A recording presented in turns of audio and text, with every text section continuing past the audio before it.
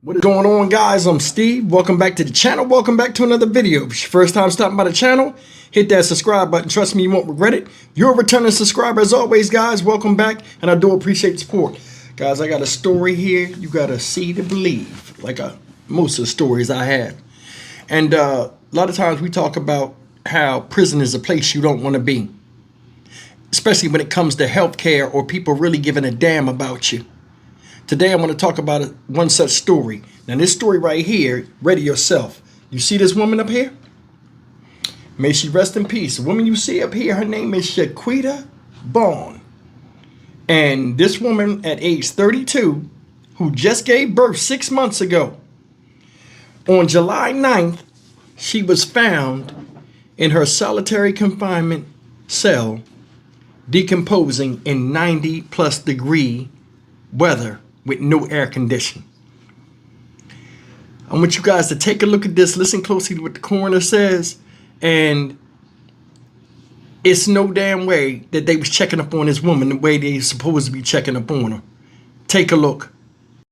Months after giving birth, guards find a woman dead inside of a state prison cell. It happened in Northeast Georgia. That's right, and now the circumstances surrounding Shaquita Vaughn's death have nonprofit leaders concerned.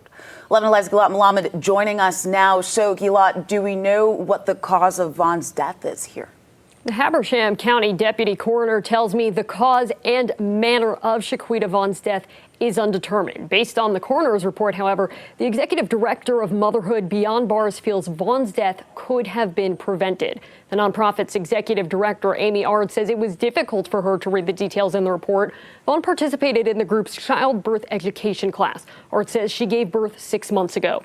The deputy coroner says he responded to Lee Arundel State Prison July 9th after a 911 call from the prison. His report says prison staff told him they checked on Vaughn at 10:08 a.m. and found her dead at 10:40.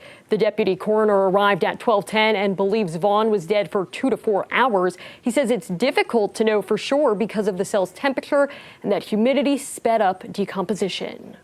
Shaquita Vaughn had a 2-year sentence.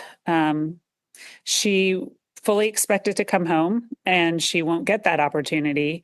This is someone who was in a vulnerable postpartum period. We know that she had some mental health diagnoses. This is a person that should not be put in solitary confinement. And the conditions of that solitary confinement were fairly inhumane. It was way too hot for anyone, postpartum or not, to be in a unit where there's no airflow, no air conditioning in Georgia in the summertime. Ard tells me Vaughn was in an isolated cell and it's protocol for someone to check on her every 30 minutes. She believes that did not happen due to the description of Vaughn's body in the coroner's report. And I did reach out to the Georgia Department of Corrections for more information surrounding Vaughn's death, including whether the department tracks temperatures in cells and if the 30-minute checks occurred that morning. I am still waiting for answers to those questions. All right, Gilad, thank you so much for bringing that to us. Now, we do know in 2023, the Department of Corrections announced its plans to close or repurpose Lee Arundel State Prison and instead open a bigger and renovated women's prison. All right, guys, that's not a lot of information on this story, but that's the story of one Shaquita Vaughn. May she rest in peace at age 32, found decomposing in solitary confinement. Don't get no worse than that in your final time. You're not free out and among friends and family. You're in a hot-ass box and you die alone. This is why I tell you, prison is one of the worst places you can find yourself in, and the easiest way to avoid it is don't go there in the first place. That's horrible. They said it was so hot down there. They say she was dead between 2 to 4 hours. They can't even tell because of the rapid stage of decomposition. Now, I know bodies can start stinking within a couple hours. And 14 minutes after your heart stops beating, your body starts to dissolve from the inside out and the decomposition starts. But that rapid of decomposition to where they can't even tell when you died, and she's supposed to be checked on every 30 minutes. I don't know. Maybe they thought she was asleep or something. But either way, man, damn. That's bad. You know what I'm saying?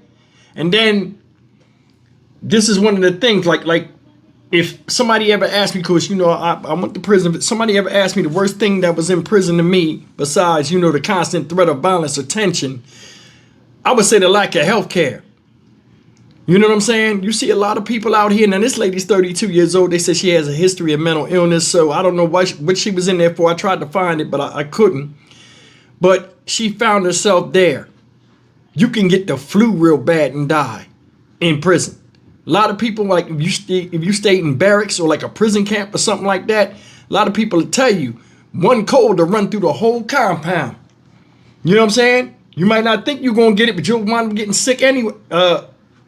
After a while, like when the COVID outbreak and stuff happened, you know how many people was getting sick in jail? But either way, man, they saying it's unconclusive whatever reason why she died. But